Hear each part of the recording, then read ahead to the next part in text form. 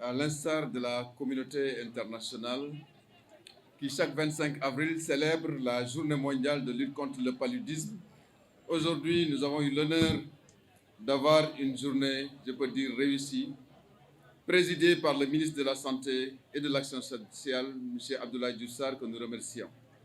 Je voudrais encore une fois insister sur les résultats qu'a obtenus le Sénégal ces 10 dernières années, et particulièrement lors de son dernier plan stratégique, mais surtout parler des défis qui attendent le programme national de lutte contre le paludisme pour les 5 prochaines années et les perspectives pour l'élimination du paludisme d'ici 2030.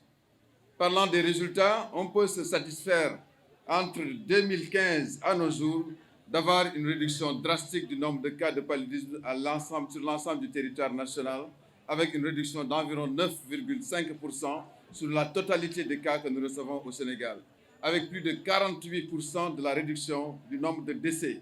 Et là, il faudra s'en féliciter et remercier tous les partenaires.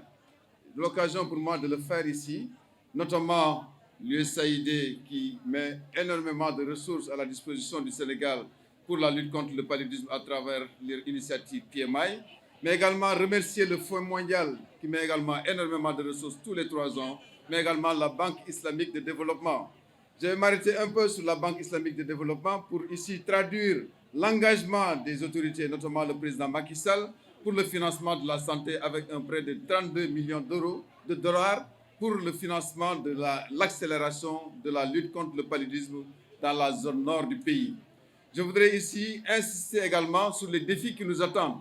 Le financement de la santé constitue un des grands défis pour les 5 prochaines années pour le Sénégal, pour que les secteurs privés et les collectivités territoriales s'engagent davantage dans le financement de la lutte contre le paludisme.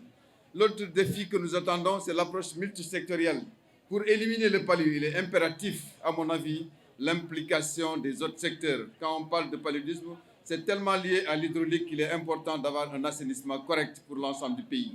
Et pour cela, nous lançons un appel aux autres directions qui ont en charge ces services de nous accompagner dans la mise en œuvre de notre prochain plan stratégique. Je voudrais ici lancer le défi également du secteur privé médical, parce que pour parler d'élimination du paludisme, il faut une exhaustivité des données que nous collectons pour la lutte contre le paludisme. Il est important donc que le secteur médical privé soit impliqué dans la gestion de la lutte contre le paludisme. Et sur ces derniers mots-là, peut-être que je voudrais m'arrêter et remercier tous les acteurs, notamment les acteurs communautaires qui ont eu à participer à cette belle journée, mais également féliciter l'équipe du PNLP qui, pendant plus de 20 ans, ne cessait de mener des efforts pour que le Sénégal soit au rendez-vous de 2030. Je rappelle ici que l'objectif principal pour le Sénégal, c'est d'atteindre l'élimination du paludisme à l'horizon 2030.